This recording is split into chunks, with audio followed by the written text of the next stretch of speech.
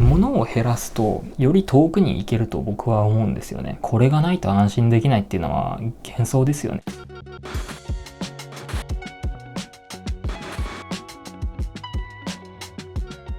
どうも、渡辺ロマンです。今回の動画はですね、旅は僕たちに本当に必要なものだけを教えてくれるっていう話をしようと思います。ちょっと今回緩めの話ですね。割と雑談チックなお話をしようかなと思ってます。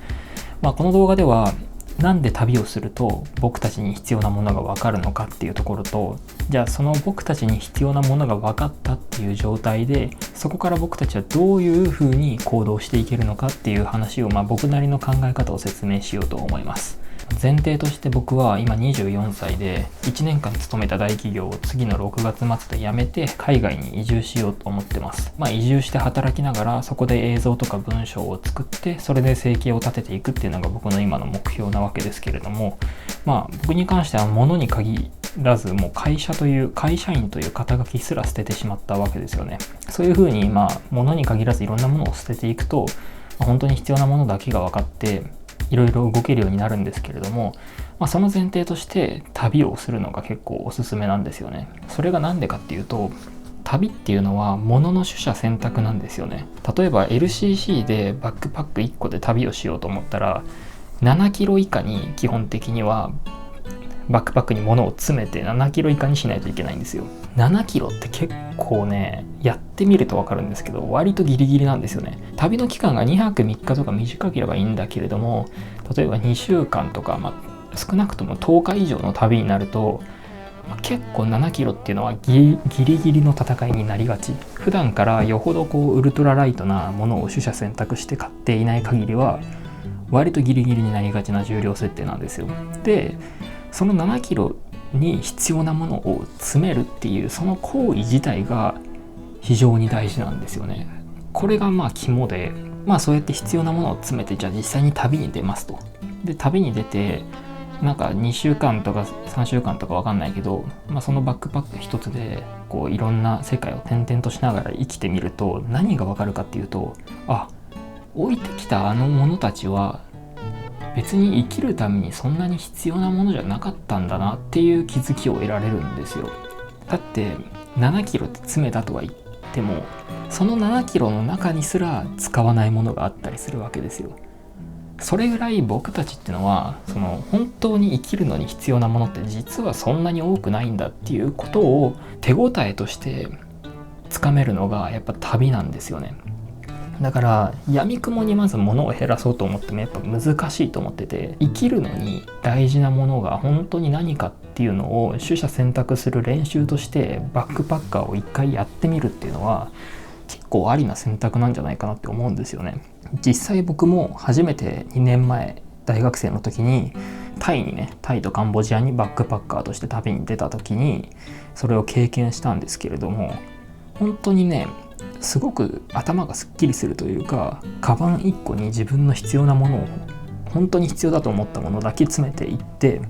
そしたらもうその中の4割ぐらい実際使わなかったりするんですよね。これいらんかったわみたいな。じゃあもうこの7キロの中の6割だけで俺生きていけるじゃんみたいな、そういう実感をねつかめたんですよ。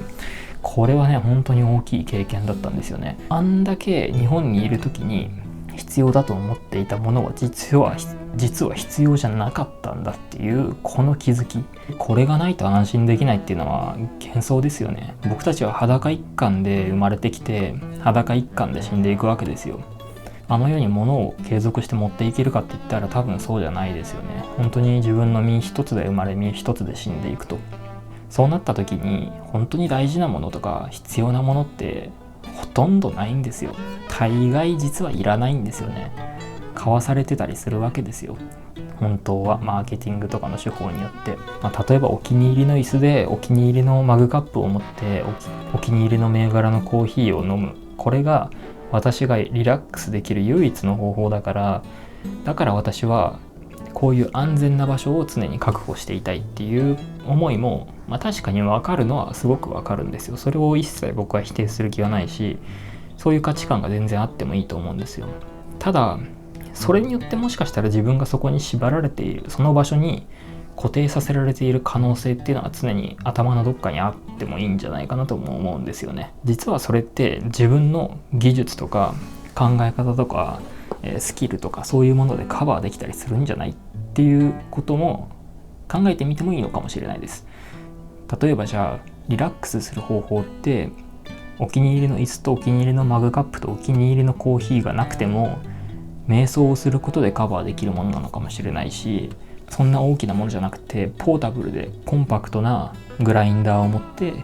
いつでもどこでもコーヒーを弾けるようなシステムを作ることっていうのも自分のリラックスのためにできることなのかもしれないし、それは分からないけれども実はそんなに必要なものってないんじゃないかなって思ってるんですよ、僕は。ここまでで旅をすることっていうのが僕たちに何が大切なのかを教えてくれるんだっていうのは分かっていただけたかなと思うんですけれども、じゃあ結局それが何がいいのっていう、それの何がいいのっていうところをちょっとお話ししようかなと思います。まず物を減らすとより遠くに行けると僕は思うんですよね。逆に言えば物が増えて固定的なものとか重いものを持てば持つほど自分の行動も重くなって固定的になっていくと思うんですよ。例えば一番大きい所有とかで言ったら家とか車とかですよね。家とか車を所有した状態でホイホイとアルゼンチンに行けるかとかホイホイと海外移住できるかって言ったら、なかなか難しいと思うんですよ。もうそれって本当いろいろ契約とかがめんどくさいだろうし、もう売却するにしたってめちゃくちゃ大変じゃないですか。そういう非常に固定的なものを持っていると自分の行動まで固定的になってしまうんですよね。家っていうのはかなり極端な例ですけど、これはもっと小さい例で、例えばもっとなんか自転車とかわかんないけど家具とかお気に入りの何年代ものの家具とかなんかそういうのも割とそうですよね。そういう割と重めな固定的なものを持っているとなかなか動きにくいとは思うんですよね。逆に言えば普段から何を買うにしてもすごくポータブルで軽量で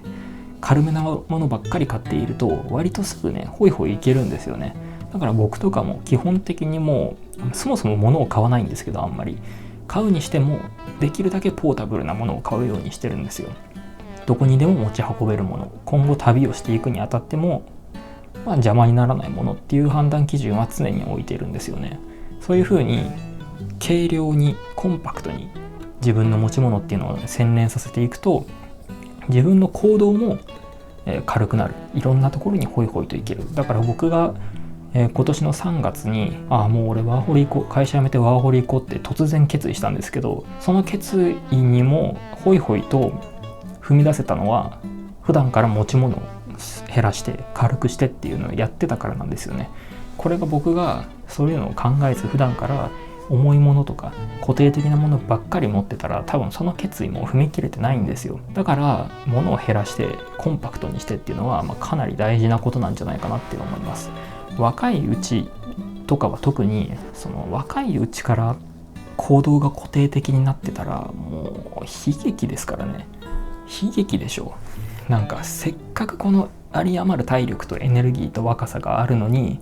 がんじがらめで同じことで同じところでずっと同じことやってたら何にも生まれないでしょ。だからとにかく身軽に動き回るっていうのが、特に若いうちは大事なんじゃないかなと思います。そのためにはやっぱり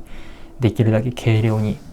持ち物を洗練させていくっていうのが大事かなと思うんですよね。で、荷物が減るといいこと2つ目、頭の面積も減らせるっていうことです。どういうことかっていうと、物がたくさんあるとそれは物理的にその部屋の面積を取っているっていうことにももちろんなるんですけれども、それは自分の頭の中の面積も取られてるなって僕は感覚があるんですよ。そこにそれがただあるだけなんだけれども、脳みそって多分それをどっかで常に認知してて、ふとした時にそこに注意が向いたり、そういう認知コストっていうのかなが常に発生すると思うんですよね。本棚に本が全く入ってなかったら本棚のことも考えないけど、なんとなくそこにある本とか漫画があったらそれをちょっと考えてしまう自分がいるみたいな、ちょっと伝わるかどうかわかんないんですけど、そういう感じ。そこに物があるっていうこと自体が頭の中でどっかタスクが起動している状態になってしまうと思うんですよね。だから 100% 脳みそを使いたいのに4% とか 5% ぐらいちょっといらないところに注意持ってかれてるみたいな状態になってしまうんじゃないかなっていう気がしているわけです。その点やっぱ物を減らしておくとそもそも注意を向ける場所がないわけですから、自分の本当に集中したいことに 100% コミットできるというか 100% 集中できますよね。それは結構いい利点なんじゃないかなと思います。物を減らすと部屋の面積も増えるし、頭の使える面積も増えるっていう、そういうことです。で最後、物を減らすといいこと3つ目、働く量を減らせる。これどういうことかっていうと、物を減らすとそもそも物を減らすというか物を買わなくすると、その買ってた分のお金が浮くわけですよね。つまりこの買ってた分のお金分働かなくてよくなるわけですよ。2000円分物に使うお金を減らしたら2000円分働かなくていいわけですよね。ってなったら働く量減るんですよ。例えばフェラーリが欲しい人と欲しくない人がいたとして、その人たちに平等に300万円あげたとしたら、